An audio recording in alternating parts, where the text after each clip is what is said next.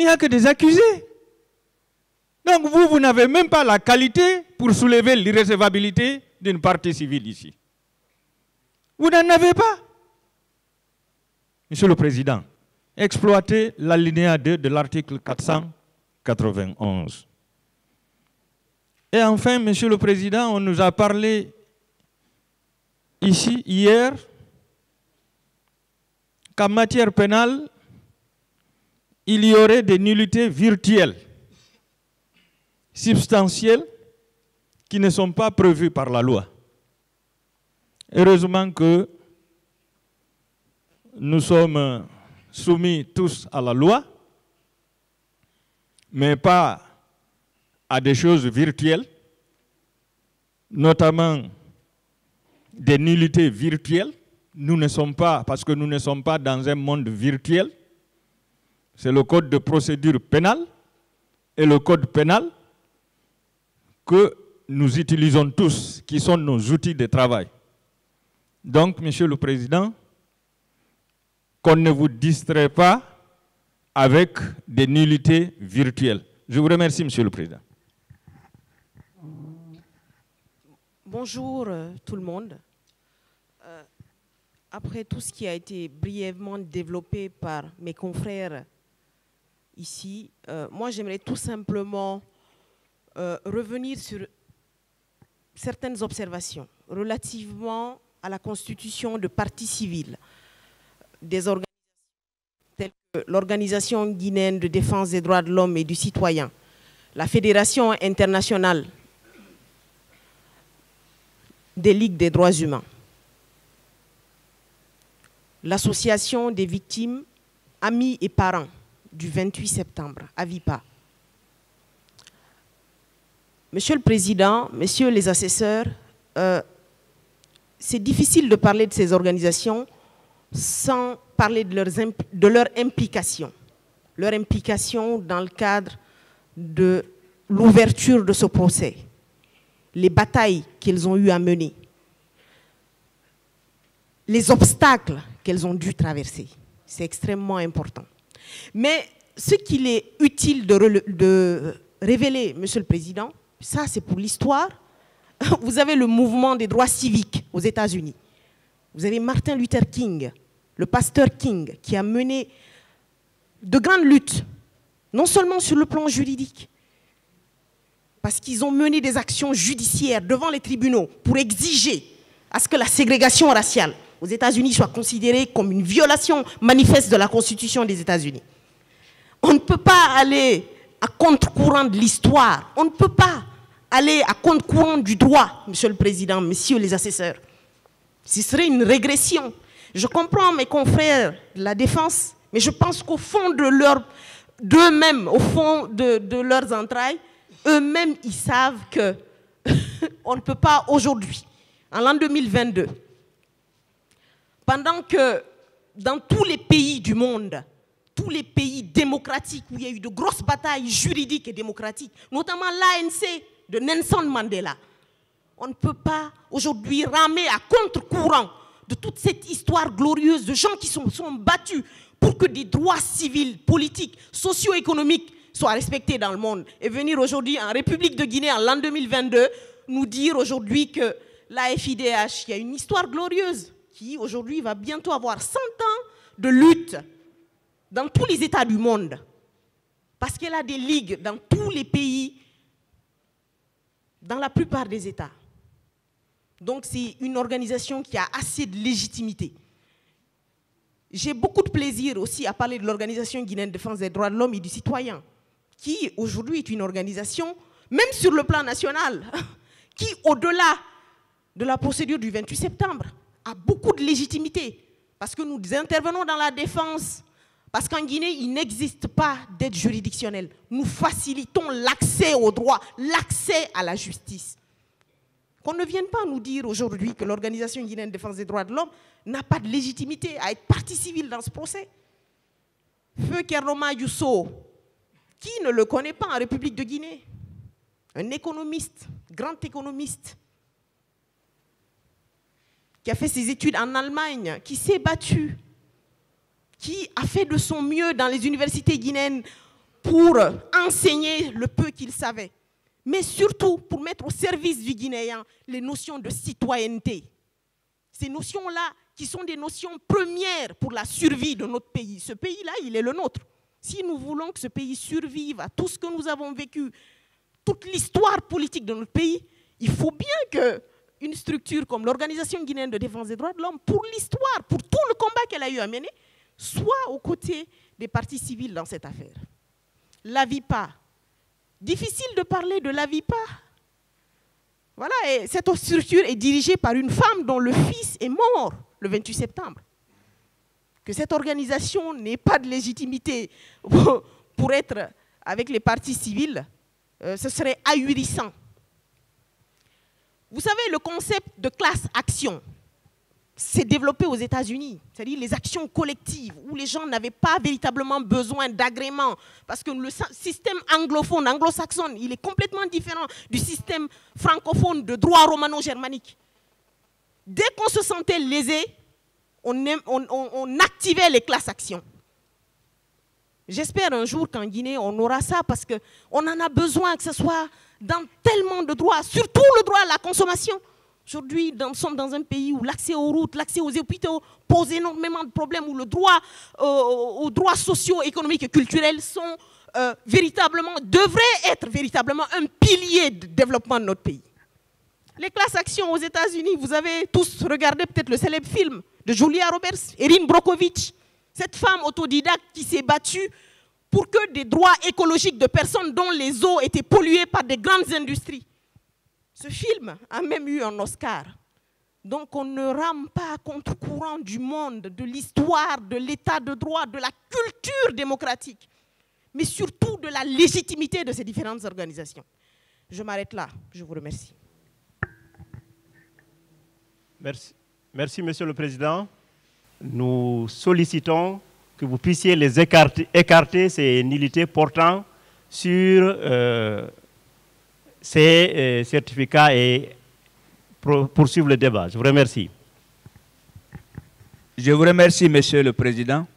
Messieurs les assesseurs, mon intervention portera sur la demande de la défense consistant à l'annulation de l'ordonnance de renvoi. Je vais développer deux arguments pour vous dire très respectueusement, Monsieur le Président,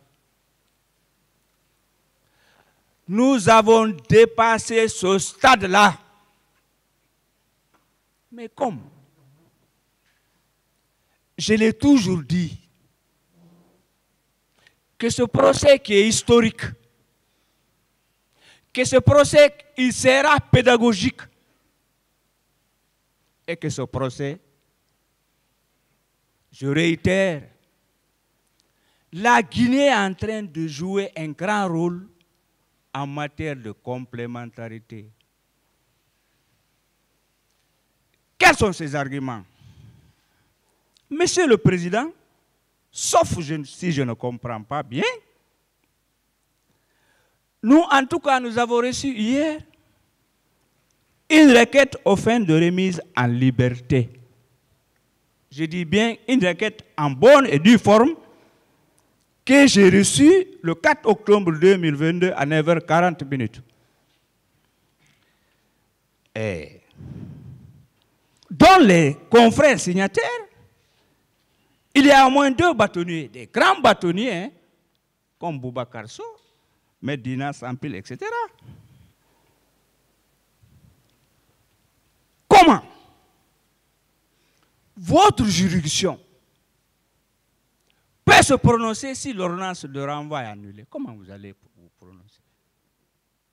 Moi, je me pose la question. Parce que si l'ordonnance de renvoi est annulée, vous ne pouvez pas entreprendre une quelconque décision.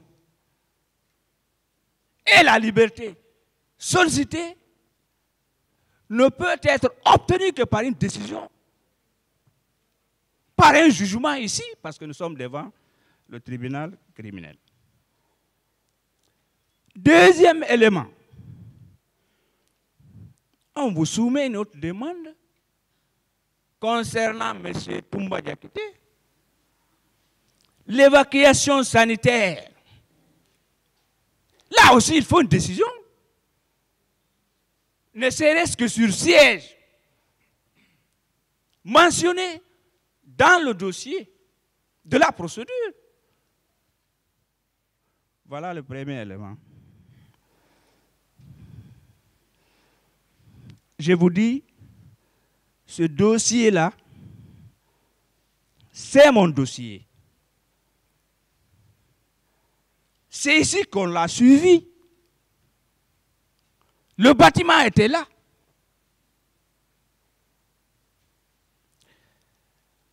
Lorsque l'ordonnance a été rendue, Monsieur le Président, Messieurs les assesseurs,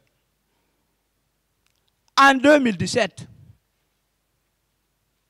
nous avons relevé appel. Voilà la copie. Certains accusés ont relevé appel. On s'est retrouvé où? Naturellement. On s'est retrouvé au niveau de la chambre de contrôle qui était présidée, je la nomme, très courageuse, très brave, par Madame la secrétaire générale aujourd'hui, que tout le monde connaît, pour sa compétence, sa moralité. Madame Madi Malice. Elle a rendu un arrêt. C'est l'arrêt du 19 avril 2018. Ce que nos confrères n'ont pas rappelé, en matière pénale, les recours sont suspensifs en matière pénale. Même en matière de cassation, une fois qu'il y a recours, ça suspend l'exécution. C'est ce qui a empêché l'ouverture du procès. Nous sommes tous des techniciens. Sauf les intérêts civils. Mais tout ce qui est pénal, dès qu'il y a un recours, ça suspend l'exécution. Toutes les parties. Hein. Cet arrêt rendu, on s'est retrouvé à la Cour suprême, c'est-à-dire que nous avons introduit tous des recours en cassation. Et je vais vous dire, la Cour suprême aussi a examiné l'affaire le 25 juin 2019. La Cour a rejeté tous les pourvois. Qu'est-ce que cela signifie en droit? De 2017, produit ses pleins et entiers effets. Pourquoi nous sommes là aujourd'hui? C'est pourquoi on ne pouvait pas ouvrir le procès. Donc, si on peut parler de retard, c'est à partir de 2019 qu'on peut parler de retard. Monsieur le Président. C'est pourquoi, en tenant compte des brillantes interventions de mes confrères, nous vous demandons de rejeter purement et simplement tous les moyens, toutes les exceptions, toutes les demandes de nullité de la défense, et qu'aux prochaines audiences, que nous soyons là tous pour que le fond là soit examiné. Monsieur le Président, je voudrais terminer. Il faut quand même, c'est leur droit à la défense. Moi, je suis très fier et du tribunal, et des avocats de la défense, et par là. Parce que ici, c'est une tribune. Nous nous rappelons de certaines notions. Nous informons, nous enseignons, et le public nous écoute. Je crois que c'est une bonne chose. C'est une bonne chose aussi pour notre justice. C'est une bonne chose pour la Guinée. Je vous remercie. Merci, Monsieur le Président, Messieurs les assesseurs. Monsieur le Président, nous avons l'impression que nous sommes dans une procédure correctionnelle. Pourtant, de l'autre côté, ce n'est ni le talent, ni la maîtrise de la procédure pénale qui manque. Donc, nous allons bien demander, est-ce qu'ils ont la volonté à ce qu'on avance? Monsieur le Président, comme je l'ai dit, nous sommes dans une procédure criminelle.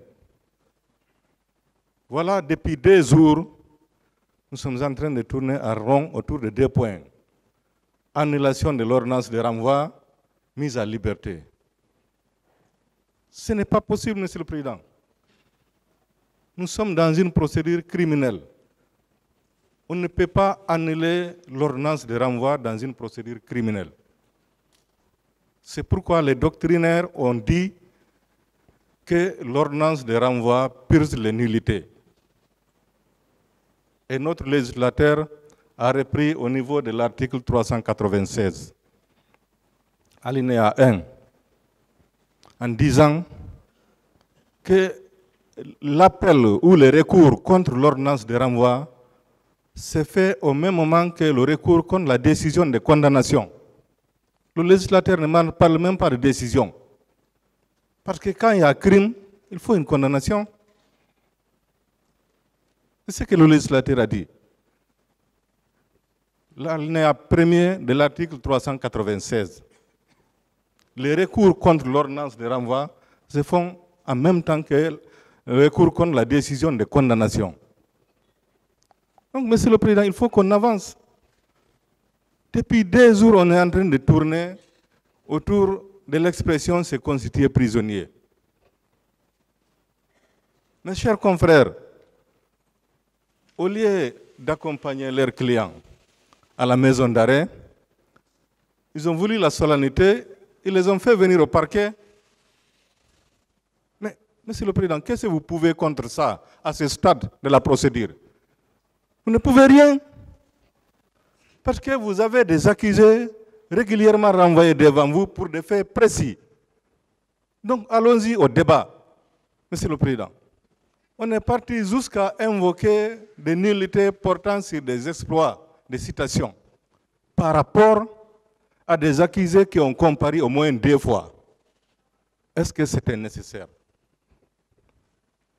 Ils sont partis jusqu'à s'attaquer au parti civil, au moment où il fallait soulever des exceptions s'il y en a. Monsieur le Président, allons-y au fond. Voilà une procédure dans laquelle